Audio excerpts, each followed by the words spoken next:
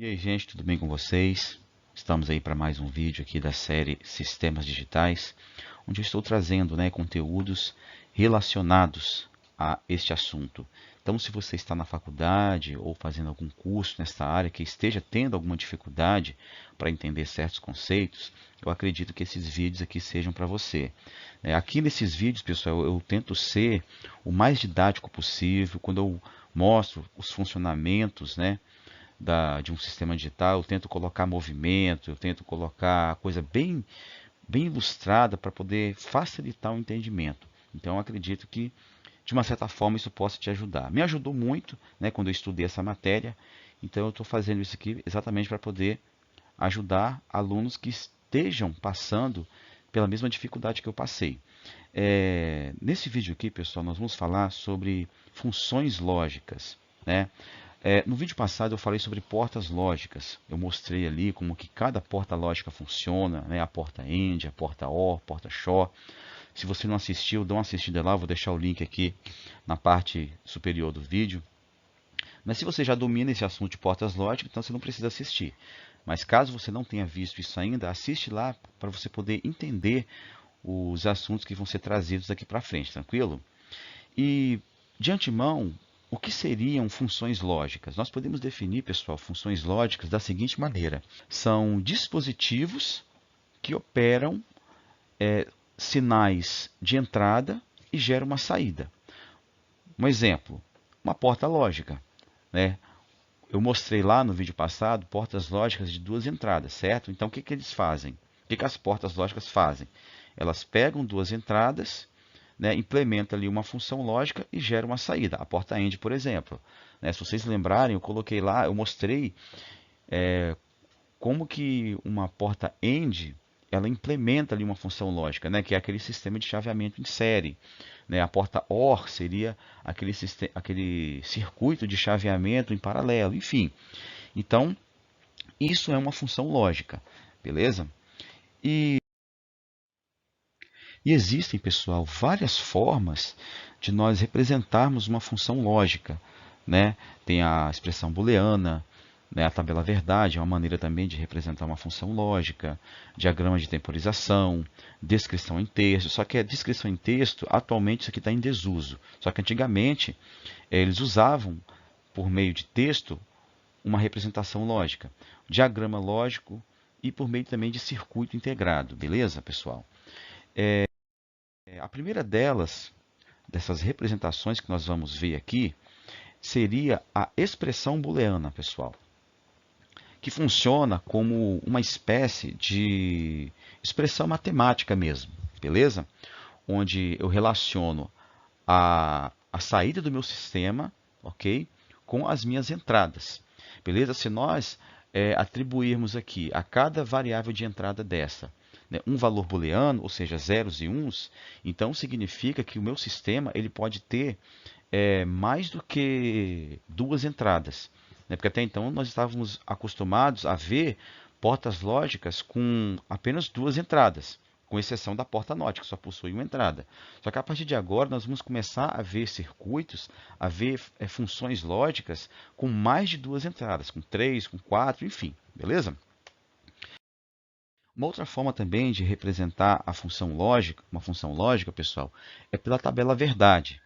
Isso aqui está representando uma tabela verdade. O que seria uma tabela verdade? Seria as possibilidades de combinações de níveis lógicos. No vídeo anterior nós vimos que cada porta lógica ela tinha lá a sua tabelinha verdade. A porta AND ela tinha uma tabela verdade, a porta OR, a porta SHOR.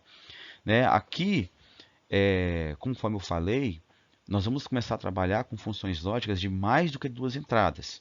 Então, eu vou estar mostrando de uma maneira também bem didática e bem fácil de entender como que nós conseguimos gerar portas lógicas, como nós podemos gerar tabelas verdades de 3 entradas, de 4 entradas, enfim, tranquilo? E uma outra forma de representação, pessoal, seria pelo diagrama de temporização, beleza? Então você está percebendo aqui que entre o tempo 0 e o tempo 1 entrou um nível lógico alto. Então a faixa está aqui indicando que é um nível alto. Aqui um nível baixo. Então, se nós considerarmos um sinal digital como uma representação de valores binários ao longo do tempo, nós temos o que chamamos de diagrama de temporização. Então, quando você bater o olho no diagrama de temporização, vai ficar fácil entender, né, os níveis lógicos que estão entrando, beleza? E tem também o diagrama lógico, beleza? Que é uma outra forma de representação de uma função lógica. Só que aqui, pessoal, do nosso estudo aqui, apesar do nome estar diagrama lógico, nós não vamos aqui usar essa nomenclatura, beleza? Nós vamos chamar de circuito lógico ou circuito digital, beleza?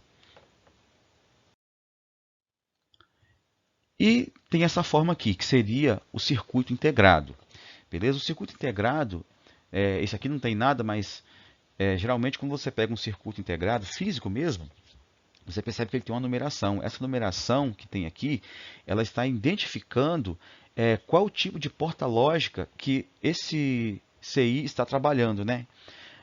Então, usei essa forma geométrica aqui exatamente para poder representar. Você tem aqui esse achurado aqui, né, e essa bolinha representando exatamente essas marcações que um circuito integrado tem, porque vai ser a nossa referência para poder contar os pinos. Esses pinos aqui, pessoal, eles possuem, respectivamente, uma numeração, beleza?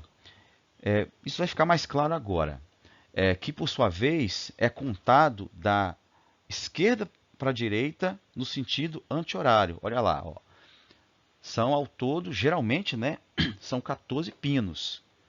E na maioria das vezes, pessoal, os pinos 7 e 14, eu até fiz questão de destacar para vocês entenderem, eles são usados para alimentação do circuito integrado, beleza? Só lembrando que eu falei, dentro de cada circuito integrado, possuem portas lógicas. Não tem aquelas portas lógicas que nós vimos lá no primeiro vídeo? Elas estão dentro de um circuito integrado, beleza? E esses pinos 7 e 14, ou seja, o ground e o VCC, são usados para a alimentação do circuito, né? Ou seja, é eles que vão gerar os níveis lógicos alto e baixo. O ground vai gerar os níveis lógicos baixos, né? Cada um deles possui uma faixa de tensão, beleza? Representativa. E o VCC, né, que é o pino 14, vai gerar os níveis altos, beleza? No caso, os níveis 1. E dentro de cada circuito, como eu falei, possui uma porta lógica. Os demais pinos, né, o pino 1 até o 6, do 8 até o 13, são, na verdade, as entradas e a saída das portas lógicas, igual vocês estão vendo aqui, ó. Deixa eu dar um zoom aqui para ficar melhor visualizado. Eu acho que eu não tenho como dar zoom, gente. Mas enfim, eu acho que vocês conseguem ver, né? O pino 1 e o pino 2 são as entradas de uma porta END. Nesse caso, nesse tipo de circuito aqui, né? Nesse tipo de circuito integrado, né? O pino 3 é a saída dessa porta lógica END aqui, né? E assim por diante, beleza? Você percebeu, conforme eu falei, tanto para as demais portas lógicas, né? Os pinos 14 e os pinos 7, eles não têm ligação com nenhuma porta lógica. Por quê? Porque eles são usados para poder alimentar o circuito, beleza? Para gerar, como eu falei, os níveis lógicos, tranquilo? Isso aqui, pessoal, é como que um circuito integrado é por dentro, beleza? Né? Aqui dentro dessa parte amarelinha aqui, ó, é onde estão as portas lógicas, por incrível que pareça.